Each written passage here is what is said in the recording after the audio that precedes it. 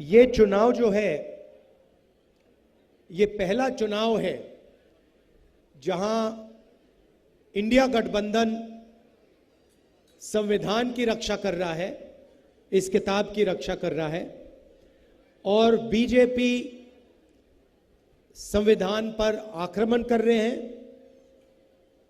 खुलकर उनके नेता कह रहे हैं कि वो संविधान को खत्म कर देंगे, रद्द कर देंगे, फेंक देंगे। तो चुनाव में यही लड़ाई है। मोदी जी के नेता हर रोज कह रहे हैं कि हम संविधान को खत्म कर देंगे, उनको पार्टी से नहीं निकाला जाता, और एक के बाद एक बीजेपी के नेता बयान दे रहे हैं कि अगर हम चुनाव जीते तो संविधान को खत्म कर देंगे, आरक्षण को खत्म कर देंगे। भाइयों और बहनों, जो भी आपको मिला है आज तक, चाहे वो वोट का अधिकार हो, जमीन, जल जंगल, आरक्षण, रोजगार, शिक्षा, जो भी आपको मिला है वो आपको संविधान ने दिया है।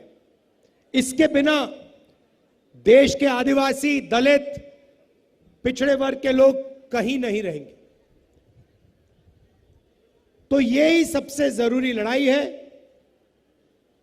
चंपा सोरेन जी, हेमंत सोरेन जी, मैं, कांग्रेस पार्टी के सब नेता एक साथ संविधान की रक्षा कर रहे हैं, आरक्षण की रक्षा कर रहे हैं, पब्लिक सेक्टर की रक्षा कर रहे हैं, और बीजेपी के लोग इस पर आक्रमण कर रहे हैं, इसको खत्म करने की कोशिश कर रहे हैं। तो हम सबको मिलकर संविधान की रक्षा करनी है। पहली बात यह है, बीजेपी के लोग आदिवासियों को वनवासी कहते हैं। आदिवासी हम कहते हैं, गर्व से कहते हैं, आदिवासी का मतलब वो लोग जो हिंदुस्तान के, इस धरती के पहले मालिक थे। मतलब सबसे पहले यहां पे इस जमीन पर आदिवासी लोग रहते थे। ये जमीन जो है, ये जंगल, ये जल उनका हुआ करता था। आदिवासी शब्द का मतलब यह भी है कि जो पहले मालिक थे उनको जमीन पर, जल पर, जंगल पर अधिकार मिलना चाहिए, और शिक्षा में, स्वास्थ्य में, विकास में, सरकार को चलाने में उनकी भागीदारी होनी चाहिए। अब बीजेपी के लोग कहते हैं नहीं, आप आदिवासी नहीं हो, आपका नाम आदिवासी नहीं है, आपका नाम वनवासी है। ये बीजेपी के लोग 24 घंटा बोलते रहते हैं। वनवासी का मतलब वो लोग जो जंगल में रहते हैं। बीजेपी ने आपको यह नाम इसलिए दिया है क्योंकि वो आपको अधिकार नहीं देना चाहते हैं, वो आपको हक नहीं देना चाहते, वो आपको भागीदारी नहीं देना चाहते। इसीलिए 24 घंटा वो आपको वनवासी कहते रहते हैं। आप वनवासी नहीं हो, आप आदिवासी हो, आप हिंदुस्तान के पहले मालिक हो। यह जमीन आपकी थी, यह जल आपका था, यह जंगल आपका था। यह साफ मैं कहना चाहता हूं। और हिंदुस्तान में आपको भागीदारी मिलनी चाहिए। आपके बच्चों को इंजीनियर, डॉक्टर, लॉयर बनना चाहिए। बिजनेस में, कॉर्पोरेट इंडिया में आपको जगह मिलनी चाहिए। ऐसा ही हिंदुस्तान हमें चाहिए। बीजेपी कहते हैं आप वनवासी हो, और फिर पूरा का पूरा जंगल वो अदानी को देते रहे। 24 घंटा अदानी के हवाले वो जंगल करते रहते हैं। जंगल देते रहते हैं। आप ही सोचिए इन्होंने आपको यह नाम क्यों दिया।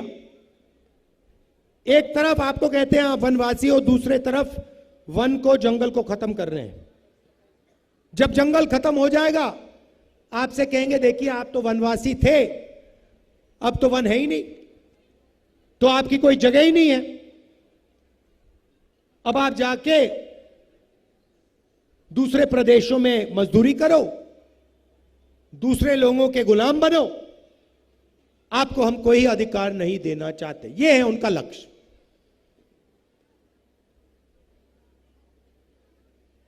और आपका इतिहास है, आपकी भाषाएं हैं, आपकी हिस्ट्री है, उसको वो कुचलना चाहते हैं, खत्म करना चाहते हैं। हम आपकी भाषाओं को, आपकी हिस्ट्री को, आपके इतिहास को, इन सब चीजों की हम रक्षा करना चाहते हैं, इनको आगे बढ़ाना चाहते हैं। यह फर्क है हम दोनों में।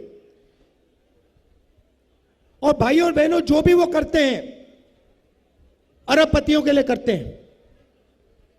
उनके 22-25 मित्र हैं, अदानी अंबानी जैसे,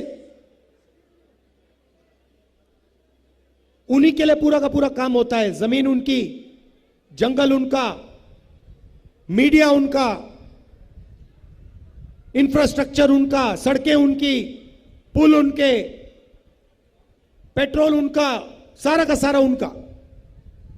पहले पब्लिक सेक्टर हुआ करता था, उसमें आदिवासियों को, दलितों को, पिछड़ों को जगह मिलती थी, रिजर्वेशन था उसमें, उसको सारे के सारे को प्राइवेटाइज कर रहे हैं।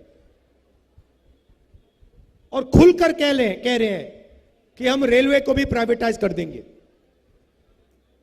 यह आपकी पूंजी है, यह पब्लिक सेक्टर आपकी पूंजी है, रेलवे आपकी पूंजी है, ये सड़कें, ये पुल ये आपके हैं, ये अदानी के नहीं है।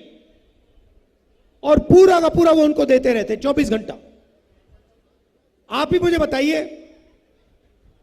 ये मीडिया के लोग खड़े हैं, ये कभी आदिवासियों की बात करते हैं? कभी करते हैं? कभी नहीं करेंगे।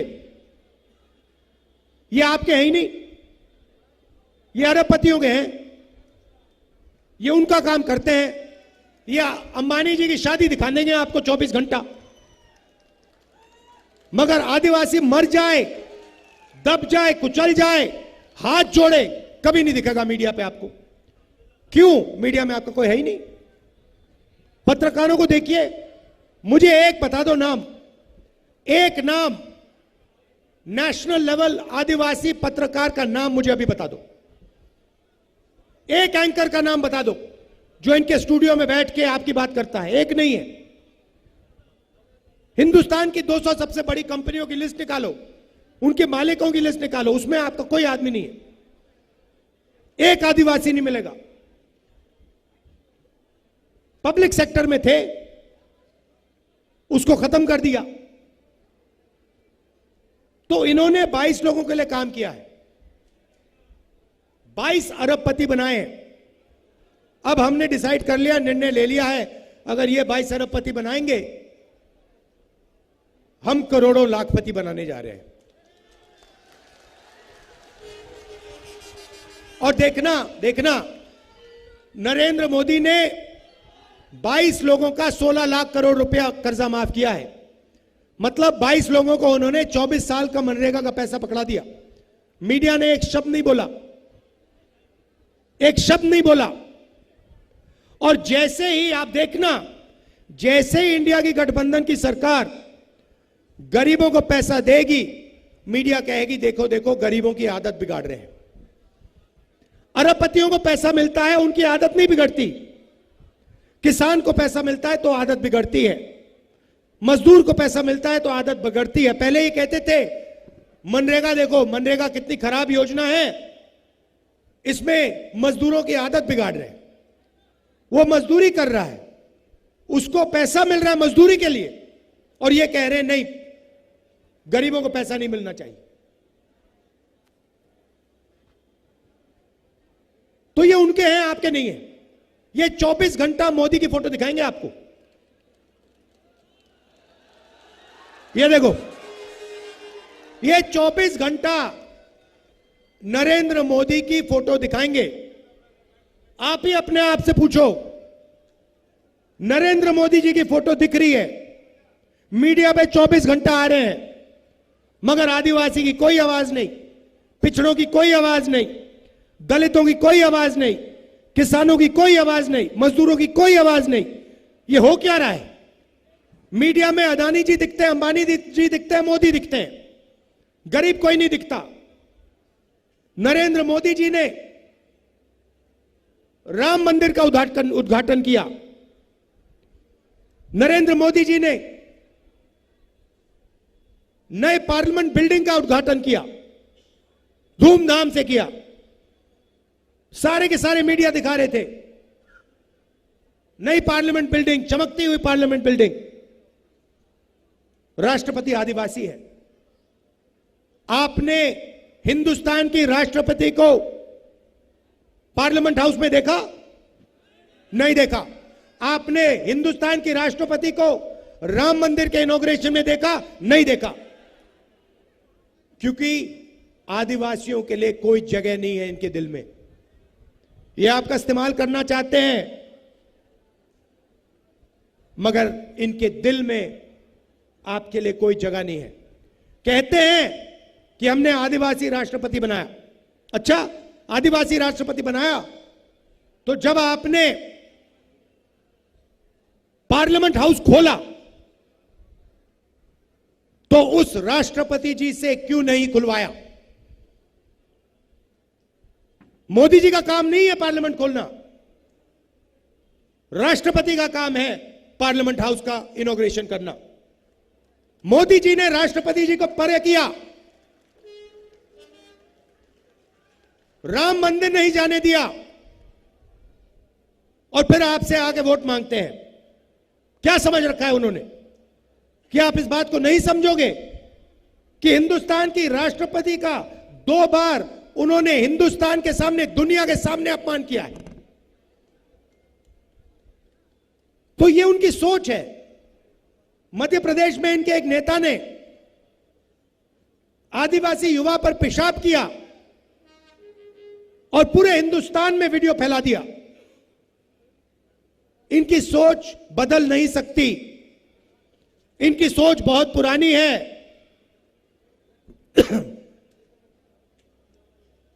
तो अब हम करोड़ों लाखपति बनाने जा रहे हैं। आज मैं आपको बताने आया हूं हम कैसे करेंगे। जैसे हमारी सरकार आएगी, हिंदुस्तान के सारे गरीब परिवारों की लिस्ट बनेगी। करोड़ों लोगों को नरेंद्र मोदी ने एक बार फिर गरीबी में गिरा दिया है, उनकी लिस्ट बनेगी। हर गरीब परिवार में से एक महिला का नाम चुना जाएगा।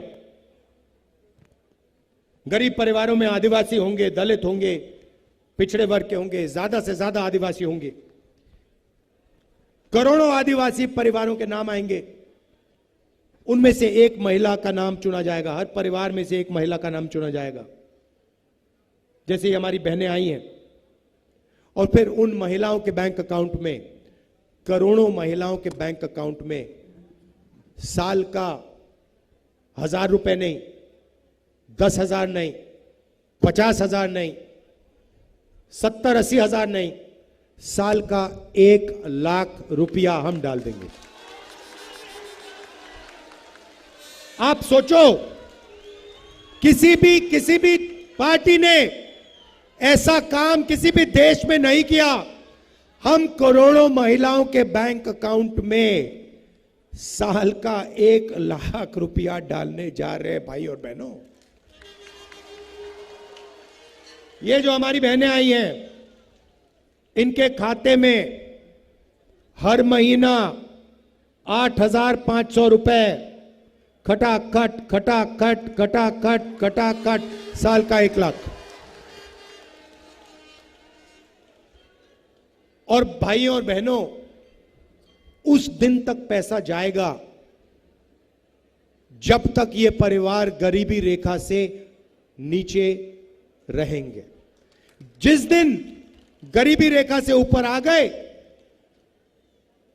तब बैंक अकाउंट में पैसा आना बंद होगा। उस दिन तक चाहे 1 साल लगे, 2 लगे, 3 लगे, 5 लगे, 7 लगे, उस दिन तक हर महीने खटाखट 8,500 रुपए, खटाखट खटाखट खटाखट,